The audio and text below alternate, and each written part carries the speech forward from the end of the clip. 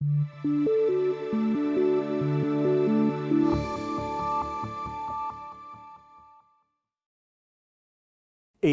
really great to have you here.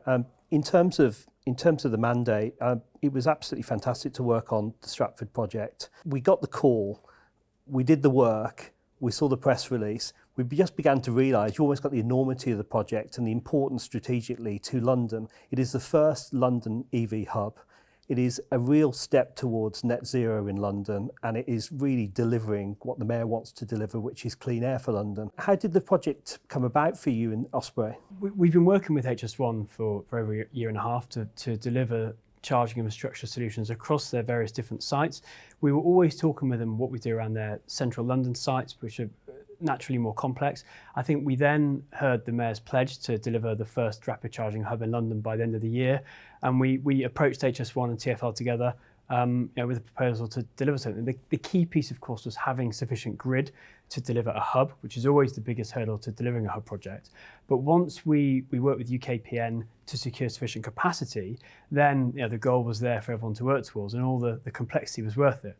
Because what it's delivered is a flag for others and ourselves again to follow and deliver more of these hubs for London, because the demand and the utilisation in London is currently so much greater. So we need these hubs today. We need many more of them in the city. The thing's really interesting about EVs for me is that there's a real opportunity to save a lot of money, not just saving carbon and saving emissions. It's about saving money on the total ownership cost of a vehicle, including fuel.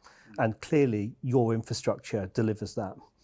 What sort of stories are you hearing from your customers on a day-to-day basis about what they're doing to save money in owning EVs? Yeah, I think you're right. There's a preconception that people who drive EVs are wealthy and they're driving the Teslas and the Audi e-trons and Jaguar I-Paces. We spend so much time talking to our customers, be it at events or through the call centre, or even myself through Twitter and social media.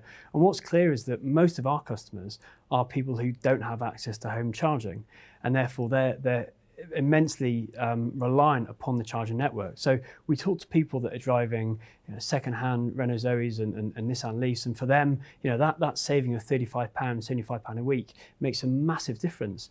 I spoke to a customer a few weeks ago who runs a childcare company, and every morning they're going around picking the kids up from the various parents, and they said for them, fuel was their biggest cost in the business. So it's certainly the majority of our customers, they're not the super wealthy. Interestingly, the people who do drive Teslas and Audi e-trons, they also have preferential access to networks like Tesla and Ionity. So I think, there's no doubt EVs are for the masses. If anything, it's the less wealthy who are enjoying the biggest benefit of owning an EV at the moment. I was really excited to see that the London Mayor is putting a lot of personal weight and capital behind putting forward a task force to deal with clean air. Clearly EVs play a big part in that. What are the opportunities for Osprey Charging in terms of delivering more infrastructure in London and the Greater London area? Yeah, I think the work that the TfL framework has delivered, putting 300 rapid chargers on the streets, has almost just whet the appetite for Londoners. I think it's shown that people can live in central London and other cities with EVs, but the need now for more rapid charging infrastructure is just clear for everyone to see. The problem is you've got 32 different disparate boroughs, and critically the land ownership of the highways and the pavements is complicated again. So what we need right now is, in terms of funding, that the privately invested CPOs have more than enough money to cover the streets and rapid chargers. What we need is action to run procurement processes so that we can put this charging infrastructure on the streets. So I think there's certainly sufficient capital there to do it. I think the TfL framework has kicked things off, but now it's down to the boroughs to take the decisions, to run processes, and to get the charging into the ground. We were absolutely delighted to be working with you on the Stratford project. Why did you choose BCLP and how did we help you? It became clear to us pretty quickly that this was going to be an immensely complicated project in terms of the land domains we were working in, but also with it being a major transport terminal. So we went out looking for who was the best advisor in terms of dealing with those complicated projects, especially with sensitive transport locations. So I think the fact that BCLP were not only a leading real estate firm, but also had the experience of dealing with transport sites as well. And then the fact there was that EV knowledge of what is required to deliver a sustainable EV hub as well, meant that it was definitely the right choice for us. And I think without those credentials, the project wouldn't have become a reality. It wouldn't have got off the drawing board really. So we needed the expertise in transport hubs, in EV, and in private-public agreements as well to make it happen. BCLP, we've identified the e-mobility sector and the EV charging sector as one of rapid growth for our clients. We've even sponsored the World EV Day. We see that as a fantastic opportunity to really showcase our expertise. If you had an opportunity to speak to our clients, particularly our real estate clients, what opportunities are there for them to partner with Osprey Charging in terms of EV charging infrastructure? Well, I think that the benefits to landlords now of EV charging and EV infrastructure are clearer than ever before. We all know this is going to happen. This change is happening right now in front of our eyes. And in terms of what it can bring to a landlord, in terms of increased footfall, additional revenue streams at an immensely different time for businesses, now is the time to move. On top of that, you have the fact that there is a grid grab going on right now. You have to get out there and work out what power you have available to each site to specify the right solution. So I think what we've done by delivering the Stratford project is we've shown that no matter how complicated your real estate portfolio is, that we can deliver the right solution for the customers and for the landlord business as well. So I think I would urge all businesses to look at their estate portfolio and to talk to people like yourselves and to us and say, what can we do? What can we do now? And can we get started? It is complicated.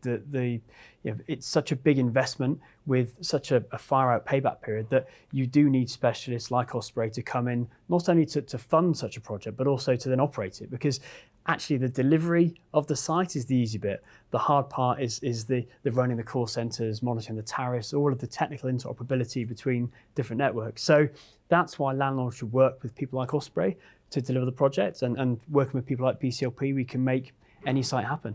EV charging infrastructure providers are growing at double digits in this really uncertain times. That's very unusual. You must be very excited about the future. Yes, the world's a very difficult place right now, but in that context, we as a business have grown the team by 25% during the lockdown. Our usage of the network week by week we're seeing record levels of new customers, record levels of utilization every single week at the moment. So it's an incredibly exciting place to be, especially in the circumstances. So I think what's amazing is that now there's a general acceptance in the mass public that this is going to happen.